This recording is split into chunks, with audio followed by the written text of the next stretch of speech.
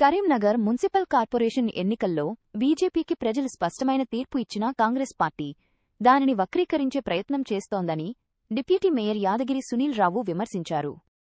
30 స్థానాల్లో విజయం సాధించిన తమపై కేవలం 14 సీట్లకే పరిమితమైన కాంగ్రెస్ మంత్రులు ఎమ్మెల్యేలు పెత్తనం చేయాలనుకోవడం ప్రజాస్వామ్యాన్ని అపహాస్యం చేయడమేనన్నారు.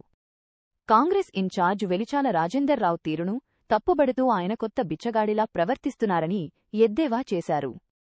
తమ పాలనలో అవినీతి జరిగిందని ఆరోపిస్తున్నవారు 2 ఏళ్లుగా అధికారంలో ఉండి ఎందుకు విచారణ జరిపించడం లేదని ప్రశ్నించారు. తీర్పును వక్రీకరించే ప్రయత్నం చేస్తున్నారు. ఇది చాలా దురదృష్టకరం.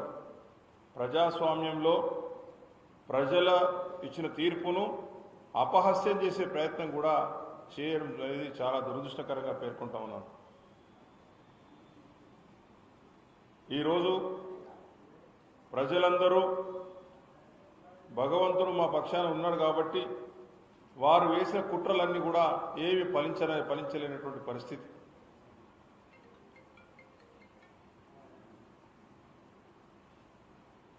పద్నాలుగు సీట్లున్న పార్టీ ఎందుకు మేయర్ కాదు అని చెప్పేసి సాక్షాత్తు ఒక మంత్రి మాట్లాడినాడంటే దీన్ని ఏ విధంగా చూడాలో మరి అర్థం చేసుకోవాలి.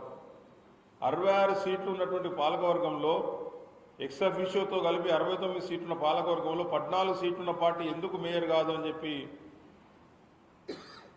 వారు మాట్లాడారంటే దాని వెనుక ఏ అర్థం ఏందనేది చెప్పి నేను నగర ప్రజల పక్షాన ప్రశ్నిస్తా ఉన్నాను. ఈరోజు కొంతమంది కాంగ్రెస్ పార్టీలో కొత్త బిచ్చగాళ్ళు అని ఎందుకంటా ఉన్నా అంటే కొత్త బిచ్చగాళ్ళకు పొద్దు తెలియదు, కొత్త బిచ్చగాళ్ళకు ఎప్పుడు అడుక్కోవాలో తెలియదు. ఆ విధంగా రాజేందర్ రావు అనే కొత్త బిచ్చగాడు కాంగ్రెస్ పార్టీలో ఉన్నాడు. ఇక్కడ కాంగ్రెస్ పార్టీ నాయకులే ఎక్కడ పడితే అక్కడ ఎన్ని రకాల తిట్టినా కూడా ఎన్ని రకాలుగా కూడా హెచ్చరించినా కూడా ఆయన బుద్ధి మారడం లేదు. ఎందుకంటే ఏ రోజు కూడా ప్రజలతో సంబంధం ఉన్న వ్యక్తులు కాదు కాబట్టి, ఏ రోజు కూడా ప్రజల మధ్యలో ఉన్న నాయకులు కాదు కాబట్టి ఈరోజు కాంగ్రెస్ పార్టీ నాయకులు మరి ఒక కొత్త బిచ్చగాన్ని కరీంనగర్ నగరంలో వదిలిపెట్టి ఈరోజు వాళ్ళ ఆత్మహత్యకు వాళ్ళే పాల్పడ్డారు కూడా.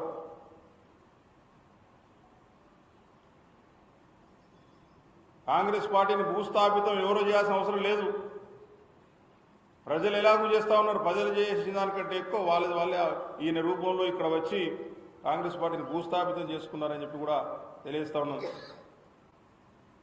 నేను ఒకటే సవాల్ విసురుతా ఉన్నా. ప్రతిసారి 5 సార్లు 6 సార్లు ప్రజా జీవితంలో ప్రజల ఓట్లతోటి గెలిచినటువంటి వ్యక్తులం మేము.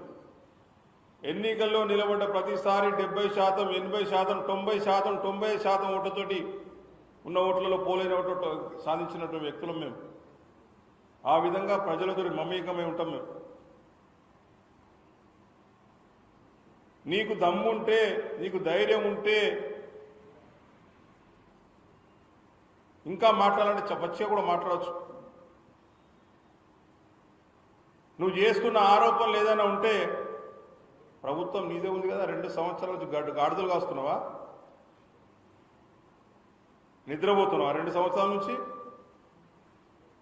ప్రభుత్వం నీదే ఉంది, మీ పార్టీదే ప్రభుత్వం ఉంది. పిచ్చి వాగుడు ఎందుకు వాగుతావు? నువ్వు పిచ్చోళ్ళలాగా ఎందుకు ప్రవర్తిస్తున్నావు? మతి భ్రమించి మాట్లాడుతున్నావా?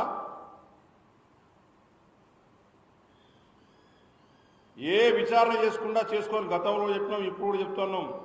ఎప్పుడు కూడా రాజకీయ జీవితంలో ఒక మచ్చ లేకుండా పాలన సాగించిన వాళ్ళం మేము. ప్రజలతో మమేకమై ఉండేవాళ్ళం మేము. కాబట్టి ప్రజలు ఆదరిస్తారు. భారతీయ జనతా పార్టీ గెలుపును జీర్ణించుకోలేక, భారతీయ జనతా పార్టీకి ప్రజలు ఇచ్చినటువంటి ఆదరణను జీర్ణించుకోలేక